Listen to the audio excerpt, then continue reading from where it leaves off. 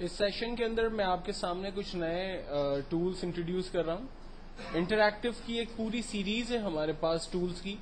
7 different tools हैं जो मैं आपको एक्सप्लेन कर रहा हूँ कि वो क्या हैं और किस तरह से बेसिकली वर्क करते हैं। सबसे पहले है इंटरैक्टिव ब्लेंड टूल।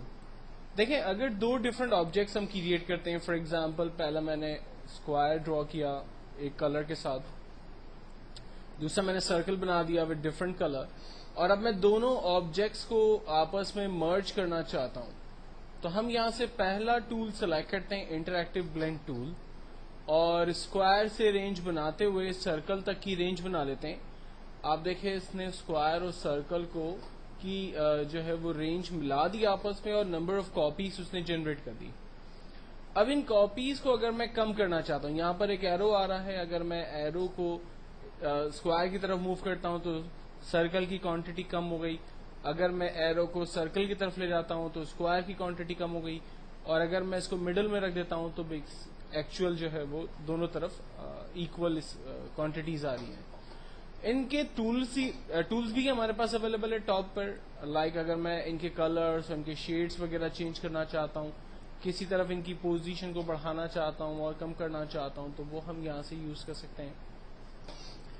अगर मैं इनको खत्म करना चाहता हूं तो कॉर्नर पे हमारे पास क्लियर ब्लेंड का ऑप्शन है, वो उस पर हम क्लिक करेंगे तो ये खत्म हो जाएगा। एक्चुअल में प्रैक्टिकल लाइफ में सर्कल और स्क्वायर का काम नहीं होता है, बल्कि ज्यादातर हम लोग इन चीजों को यूज करते हैं टेक्स्ट के ऊपर। फॉर एग्जाम्पल मैंने एक सिंपल टेक्स्ट टाइप किया वेलकम, और इस टेक्स्ट की मैं डुप्लीकेट ले लेता हूं, कंट्रोल डी। एक टेक्स्ट का कलर फॉर एग्जाम्पल येलो कर देते हैं, और फ्रंट पे जो है वो लाइट ब्लैक कलर है। जूम टूल की मदद से इसको थोड़ा सा क्लियर करते हैं ताकि सही से समझ में आए, और फिर हम लेते हैं ब्लेंड टूल, ब्लैक से शेड बनाते हैं येलो की तरफ। आप देखें, एक्चुअल में टेक्स्ट जो है वो ऑपोजिट डायरेक्शंस में हमें नजर आ रहा है, और एक प्रॉपर शेड या एक खूबसूरत इफेक्ट जो है वो हमारे टेक्स्ट के ऊपर हमने यूज किया। अच्छा, अगर मैं इसी की रेंज को लाइक ऑपोजिट कर लेता, इस ब्लैक टेक्स्ट को पीछे रख देता हूं, और अब मैं येलो से रेंज बनाने की कोशिश करता हूं। आप देखें, अब इसका फ्रंट पे जो फेस है वो येलो आ रहा है, जबकि बैक पर जो है वो व्हाइट की तरफ, ब्लैक की तरफ सॉरी, उसका जो है वो शेड जा रहा है। तो डिफरेंट तरीकों से हम लोग इसको यूज कर सकते हैं। अपने टेक्स्ट को इफेक्ट देना हो, इसके लुक को हमें चेंज करना हो, तो वो तमाम चीजें हमारे पास ब्लेंड टूल से हो सकती है। नेक्स्ट टूल है हमारे पास फ्रेम का टूल। फॉर एग्जाम्पल मैंने यहाँ पर एक स्क्वायर रेक्टेंगल ड्रॉ किया और मैं चाह रहा हूँ इसकी फ्रेम्स आ जाए मेरे पास, तो हम सेकंड टूल सेलेक्ट करते हैं, interactive counter tool. Counter tool की मदद से जस्ट मैं अपने बॉक्स की, देखें यहाँ पर कुछ फ्रेम्स जो है वो हासिल कर लेता हूँ। अगर मुझे इनकी फ्रेम की क्वांटिटी को बढ़ाना है, ये देखें फ्रेम की क्वांटिटी बढ़ गई, कम करना है तो मैं इनको कम कर सकता हूँ, और इनमें कलर्स के इफेक्ट अगर देने हैं तो वो कलर के इफेक्ट वगैरह हम लोग यहाँ पर दे सकते हैं। इनकी क्वांटिटी को मैं कम कर देता हूँ, बहुत नजदीक है इसको दूर कर देता हूँ, ठीक है। तो ये डिफरेंट इफेक्ट्स हैं, जिस तरह से चाहें हम उसको यूज कर सकते हैं। कलर इन्वायरमेंट, यहाँ पर हमारे पास कलर सपोर्ट्स चीजें अवेलेबल हैं। आप येलो, मैंने देखें येलो से ब्लू की तरफ कलर्स लिए हुए हैं, ये कलर हमें ऑपोजिट डायरेक्शन से मूव करने वो हम कर सकते हैं। इनकी क्वांटिटी को अगर बढ़ाना है तो बढ़ा सकते हैं, कम करना है तो कम कर सकते हैं। तो डिफरेंट फ्रेम्स ऑप्शंस हमारे पास यहाँ अवेलेबल है, जो चाहें हम यूज करें। अगर मैं चाह रहा हूँ कि ये फ्रेम जो है मैं डिलीट कर दूं, तो कीबोर्ड से डिलीट का बटन है, हम उसे यूज करते हुए उसे खत्म कर देंगे। नेक्स्ट जो टूल है हमारे पास, वो एक्चुअल में हमारे ऑब्जेक्ट्स में नोड पैदा करके उसके शेप को बेसिकली चेंज करता है। आप ऑब्जेक्ट को किसी भी शेप, किसी भी एंगल में अगर चेंज करना चाहें तो वो सारी ऑप्शंस जो है वो आपके पास यहाँ पर अवेलेबल है।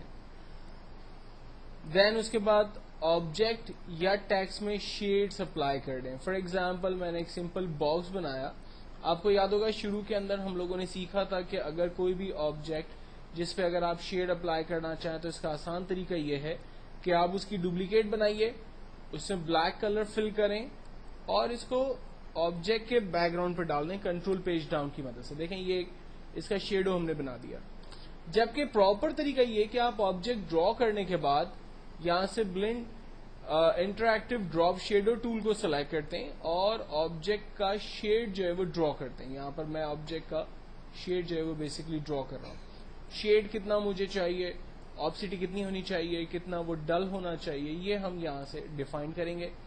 और अगर शेडो कलर आपको ब्लैक की जगह कोई और चाहिए तो आप यहाँ से ब्लैक की जगह कोई और शेड सिलेक्ट कर सकते हैं। अगर इसे खत्म करना हो तो फाइनली हम क्लियर ड्रॉप शेडो पे क्लिक करते हैं।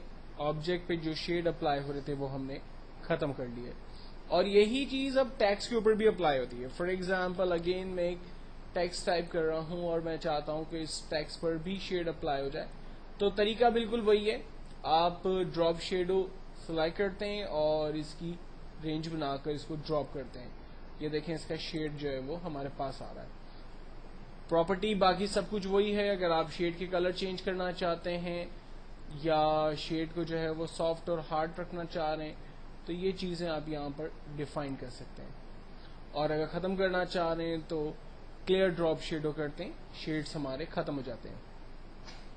शेड के बाद नेक्स्ट टूल है interactive envelope tool. Envelope tool basically हमारे टेक्स्ट पर नोट ले आता है जिससे हम उसको चेंज कर सकते हैं। मैं इंटरएक्टिव एनवेलप टूल सेलेक्ट करता हूं और इस ऑब्जेक्ट टेक्स्ट को मैं देखिए एक नया लुक देने की कोशिश कर रहा हूं। सॉर्ट ऑफ ये फ्रंट से इतना जो है वो बड़ा है और बाकी बैक साइडों से जो है वो बहुत ही छोटा नजर आ रहा है। तो हम अपने टेक्स्ट के ऊपर कोई भी इफेक्ट्स अप्लाई करना चाहते हैं तो हम एनवेलप टूल की मदद से वो काम कर सकते हैं, क्योंकि एनवेलप टूल जब हम सेलेक्ट करते हैं तो ऑब्जेक्ट पर नोट अप्लाई हो जाते हैं। और आपको याद होगा हमने शुरू में डिस्कस किया था कि जब ऑब्जेक्ट पर नोट आ जाए तो इसका मतलब है उसमें चेंजिंग करने की परमिशन हमारे पास अवेलेबल है। तो हम यहाँ पर अपने टेक्स्ट को उसके नोट की मदद से उस पर चेंजिंग जो है वो अप्लाई कर सकते हैं। नेक्स्ट हमारे पास 3D ऑब्जेक्ट में कन्वर्ट करने के लिए टूल अवेलेबल है। फॉर एग्जाम्पल मैं एक सिंपल स्क्वायर ड्रॉ करता हूं और मैं चाह रहा हूं कि इसको मैं 3D के अंदर कन्वर्ट कर दूं, तो हम यहां से टूल सिलेक्ट करते हैं इंटरएक्टिव एग्जीक्यूट टूल्स और जस्ट ड्रैग करते हैं अपने ऑब्जेक्ट की। ये देखें इसकी कॉपी आ गई। अब इसको थोड़ा सा गौर से देखेंगे तो हमें क्लियर समझ में आने लगेगा कि किस तरह से बना है। ये ऑब्जेक्ट का फ्रंट हिस्सा है, ये इसका लेफ्ट हिस्सा है और ये इसका बॉटम हिस्सा है। अगर मैं इसके कलर को चेंज कर दूंगा तो ये और अच्छे से समझ में आएगा, जिसके लिए मुझे इसकी प्रॉपर्टी को यूज करना होगा। लाइक सेकंड शेप जो है वो मैंने इसका येलो लिया। अब देखें ये इसका फ्रंट हिस्सा है जो कि रेड है और ये इसका लेफ्ट और ये इसका बॉटम हिस्सा येलो हमने कर दिया। तो हम कलर्स को यहां से अपनी मर्जी से चेंज कर सकते हैं, जो कलर चाहें इन पर अप्लाई कर सकते हैं। खत्म करना हो तो हम यहां से इसको क्लियर एक्सक्लूड करते हैं तो ये ऑब्जेक्ट जो है वो दोबारा एक फ्लैट शेप के अंदर तब्दील हो गया। लास्ट है ट्रांसपेरेंसी टूल। हम अपने ऑब्जेक्ट को ट्रांसपेरेंट कर सकते हैं। मिसाल के तौर पर ज्यादातर ये टूल यूज होता है हमारा इमेजेस के ऊपर अप्लाई करने के लिए। फॉर एग्जाम्पल मैं एक इमेज यहां से सेलेक्ट करता हूं, फाइल, इंपोर्ट, और एक पिक्चर मैंने ये सेलेक्ट कर ली।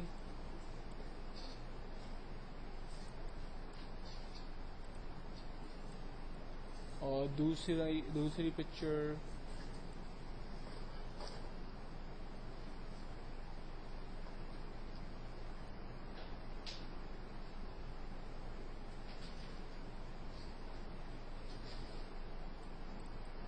चले, दूसरी पिक्चर मेरे पास ये है। अब ये दो डिफरेंट पिक्चर्स है और मैं इन दोनों पिक्चर्स को आपस में मिलाना चाहता हूं। ठीक है, तो मैंने इसकी रेंज बनाकर पेज अप किया। अब ये दोनों पिक्चर्स जो है वो जब मैंने मर्ज किए तो बाकायदा ऐसा लग रहा है कि ये दोनों अलग अलग पिक्चर्स हैं। अब मैं चाह रहा हूं ये दोनों को जब मैं मर्ज करूं तो एक जैसी दिखें।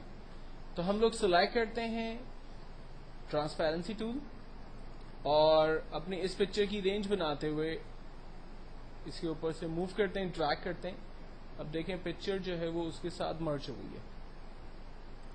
ठीक है, देखें ऐसा लग रहा है कि जैसे दोनों पिक्चर आपस में एक हुई है। हालांकि ऐसा नहीं है, जो ऑरेंज पिक्चर थी वो अलग है और हमने आई की पिक्चर को अलग से जो है वो ड्रॉ किया। और हमने इन दोनों को आपस में मर्ज करने के लिए क्या किया, ट्रांसपेरेंसी टूल को सेलेक्ट किया, जस्ट रेंज ड्रॉ कर दी। आप देखें पिक्चर जो है वो उसकी रेंज ड्रॉ हो गई और बेसिकली ऐसा लग रहा है कि जैसे दोनों पिक्चर को आपस में मर्ज किया गया है।